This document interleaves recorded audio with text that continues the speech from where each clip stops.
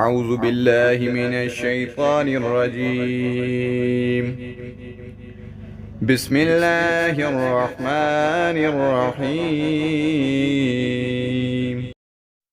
اگر آپ ہمارے چینل پر نیو ہیں تو چینل کو لائک کریں، سبسکرائب کریں اور بیل آئیکن کو پریس کریں۔ رضائے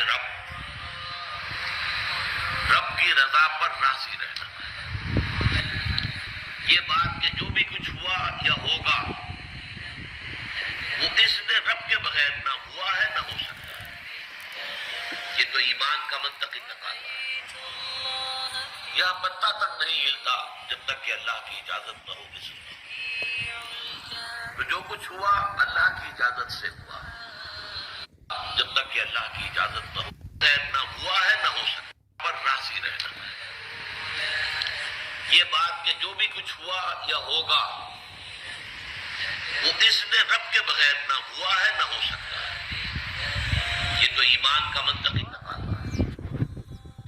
یہاں پتہ تک نہیں ہلتا جب تک کہ اللہ کی اجازت نہ ہو کسی کو۔ تو جو کچھ ہوا اللہ کی اجازت سے ہوا، خواہ اس میں درمیان میں کتنے ہی عوامل آ گئے۔ کسی نے اٹھا کر آپ کو پتھر مارا، لیکن یہ پتھر آپ کو نہیں لگ سکتا تھا اگر اللہ نہ چاہتا۔ لیکن آپ کو اس پتھر کا لگ جانا جو ہے یہ بغیر اذن رب نہیں ہے، لہذا اس کو سمجھیے کہ اللہ کی طرف سے آیا۔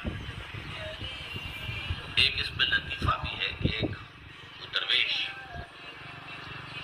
یہ کہتا ہوا جا رہا تھا ایک جذب کی کیفیت میں، جو رب کرے سو ہو، جو رب کرے سو ہو۔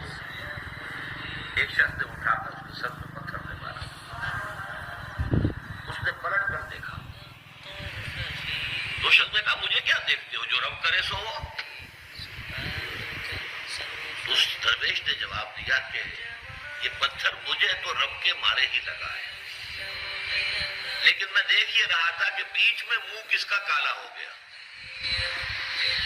کس نے اپنے لیے جو ہے وہ عذاب اللہ کا کما لیا، ورنہ مجھے بہرحال یہ پتھر لگا ہے تو اس میں اذن رب شامل ہے۔ اب جو شے اذن رب سے ہو رہی ہے، بندہ مومن کا اگر اپنا تعلق اللہ کے ساتھ مخلصانہ ہے، اس میں منافقت نہیں ہے، اس میں ریا نہیں ہے، اس میں دھوکہ نہیں ہے، اس میں فریب نہیں ہے۔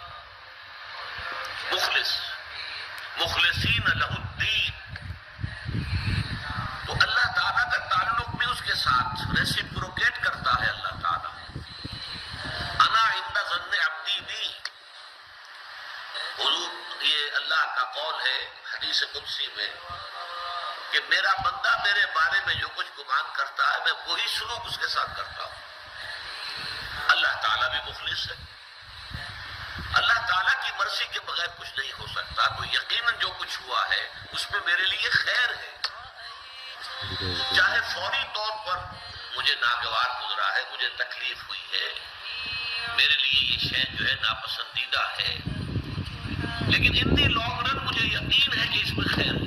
بیدک الخیر انک علی کل شیء قدیر، اے اللہ تیرے ہاتھ میں خیر ہی خیر ہے، تو ہر چیز پر قادر ہے۔